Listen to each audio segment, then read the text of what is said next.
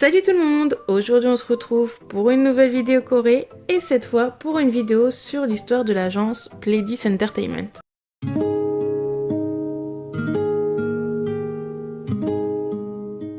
Maintenant que les grosses agences sont faites, on va passer aux plus petites agences. Alors Pledis est quand même un nom connu car c'est l'agence d'After School, Nuest, Seventeen et Pristin.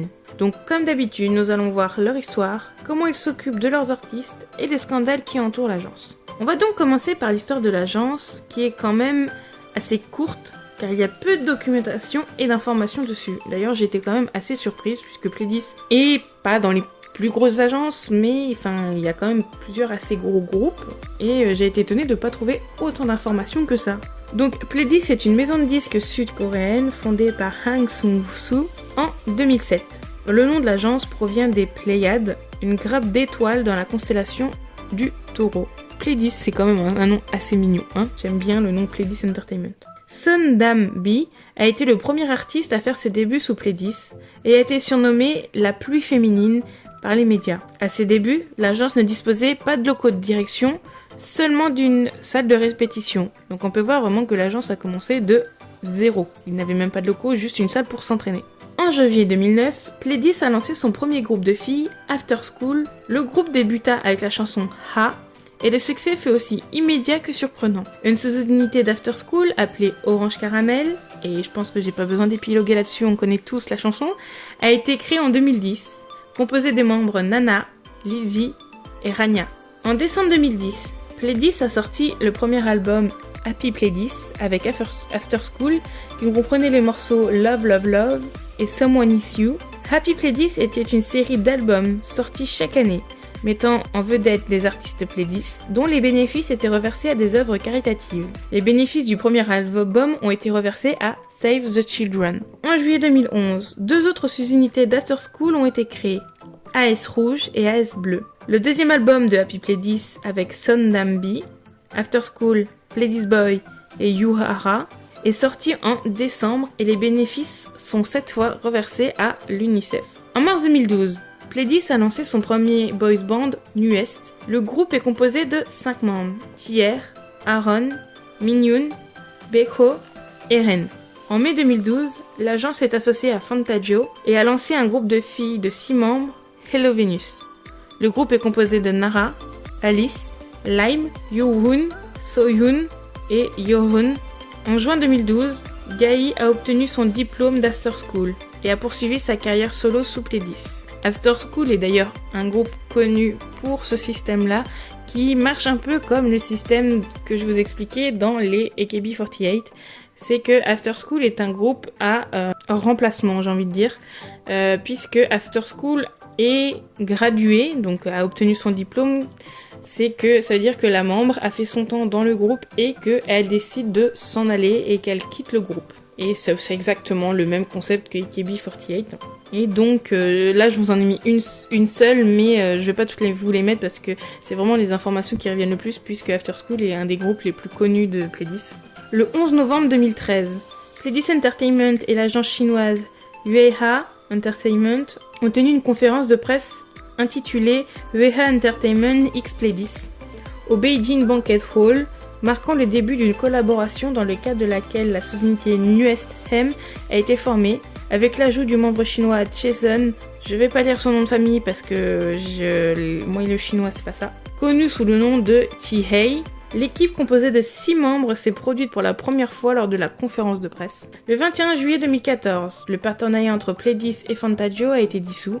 Les deux membres de Pledis, Yuhara et Yoonjo, ont quitté Hello Venus tandis que les 4 membres de Fantagio ont continué en tant que groupe sous le même nom. En décembre 2014, Juyeon a obtenu son diplôme après l'école et après l'expiration de son contrat. Ce mois-là, Kai a annoncé sa séparation de l'agence. Cette année 2014 marque une grosse période de manque d'argent pour l'agence qui réduit les dépenses drastiquement et ne donne pas de comeback au groupe car ils ne le peuvent tout simplement pas. Ce qui sauvera l'agence, c'est l'arrivée de Seventeen. Le boys band Seventeen, composé de 13 membres, a fait ses débuts en mai 2015 après une période de training de plusieurs années au sein de l'entreprise. En juin 2015, Sondambi, la première personne à être arrivée chez Pledis, se sépare de l'agence après 10 ans. En mars 2016, Pledis a formé un groupe préliminaire appelé Pledis Girls.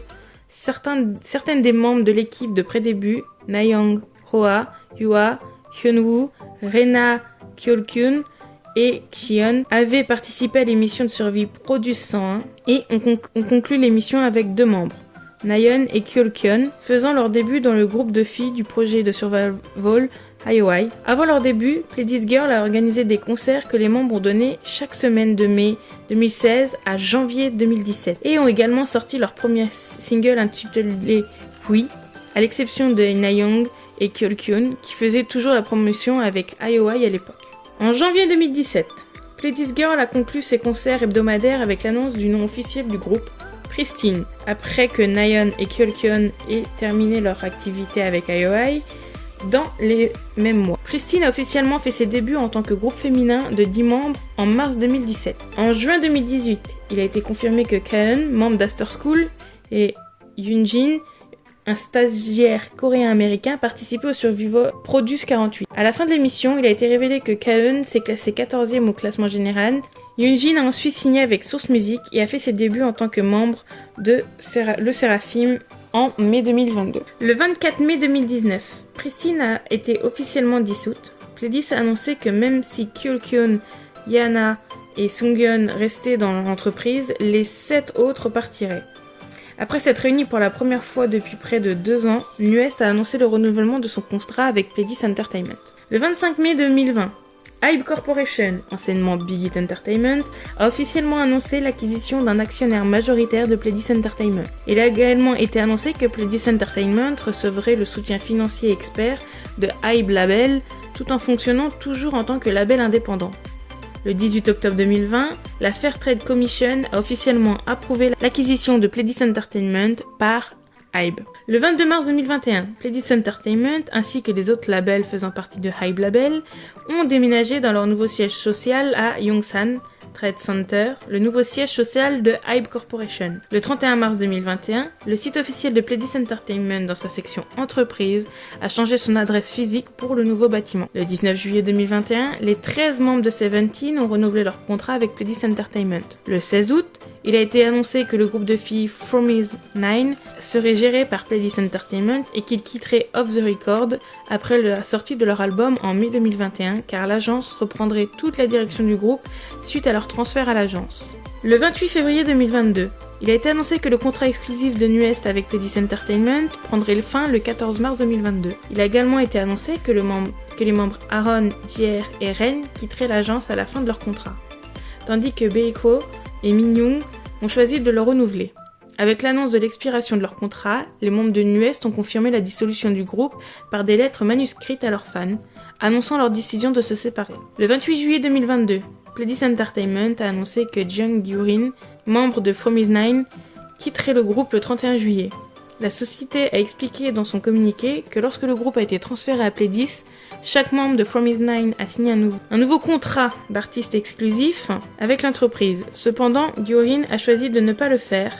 Après de longues discussions sur la meilleure direction à prendre pour chacun, Gyu-rin a choisi de ne pas signer de contrat et de se lancer dans un nouveau voyage. Maintenant, passons à la façon dont l'agence gère et s'occupe de leurs artistes. Encore une fois, la chose qui pose problème, c'est la façon de l'agence de gérer ses groupes une fois les débuts faits. Le même souci que la Cube.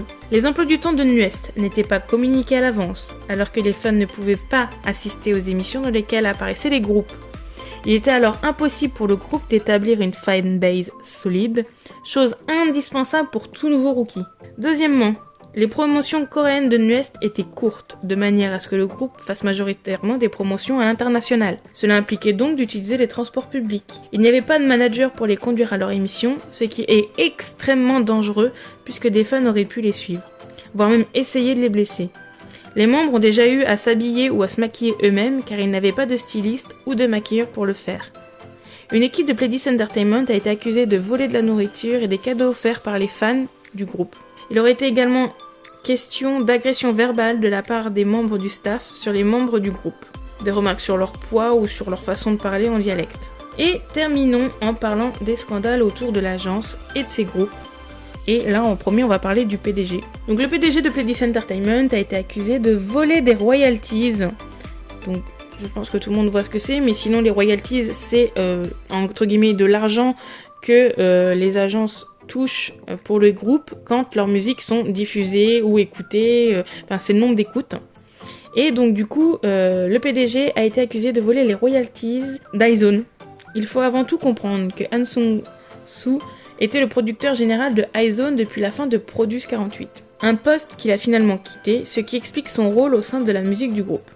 Dispatch a révélé qu'il avait justement pris des royalties sur 8 chansons d'iZone, sous le nom de Sojay. Selon Dispatch, l'identité de Sojay est celle de la femme du PDG, une femme qui travaille en tant que directrice visuelle, mais qui n'a aucune expérience en musique et qui n'a jamais participé à la création de ces 8 chansons. Selon Dispatch, le directeur utilise donc ce nom pour voler des royalties sur la musique de iZone. Royalties qui devraient normalement revenir aux véritables personnes ayant travaillé sur ces chansons. De son côté, le directeur a déclaré « J'ai participé personnellement au processus de création de la musique. Malgré cela, c'était irréfléchi de ma part de recevoir des royalties sous le nom de ma femme. Tout ce que je voulais était d'être récompensé pour mon travail. Je voulais être reconnu pour ma participation. Je n'ai pas réfléchi, j'ai été avide et je ne me suis pas montré à la hauteur de la dignité qu'un producteur se doit d'avoir. Je m'excuse. » On a aussi une controverse de plagiat. Auparavant, TWS, également connu sous le nom de groupe Junior de Seventeen, avait été impliqué dans une controverse sur le plagiat de logo avant ses débuts officiels. Donc là, ça ne concerne pas vraiment le groupe, mais plutôt les équipes de communication, tout ça, qui créent les logos. Récemment, TWM Strap, une marque de bracelets de montres personnalisées, a interpellé le groupe sur Instagram. Un groupe appelé TWS a copié et utilisé mon logo, un logo très similaire. C'est un logo que j'ai dessiné à la main et sur lequel j'ai des droits de marque. C'est un début d'année frustrant, je devrais signaler cela comme violation de marque par l'intermédiaire d'un avocat demain.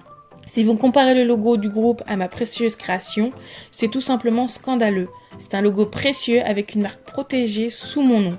Je ne peux pas laisser tomber ça. La marque avait précédemment ajouté que le logo était un atout précieux pour la marque et qu'elle intenterait une action en justice. Dans une déclaration fournie aux médias NewsSen, l'agence a révélé qu'elles avaient réussi à régler les allégations après une réunion en face à face avec le représentant de l'entreprise concernée. Selon Pledis Entertainment, le logo TWS en question a été conçu de manière indépendante par une société d'externalisation collaborant avec eux, mettant ainsi fin aux accusations de plagiat qui avaient fait surface avant les débuts officiels du groupe. Enfin, voilà ce qui conclut cette vidéo.